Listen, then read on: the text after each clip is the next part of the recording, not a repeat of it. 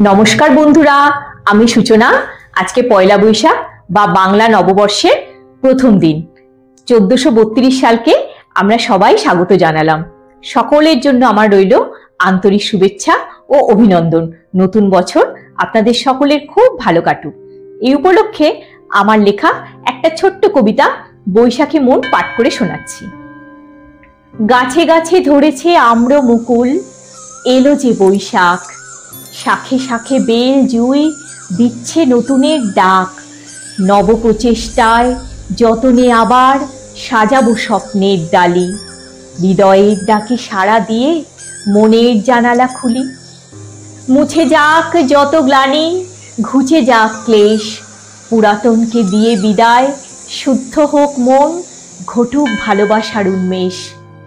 ধন্যবাদ। সবাই খুব ভালো থাকবেন, সুস্থ থাকবেন। দেখা হচ্ছে পরের একটি পর্বে।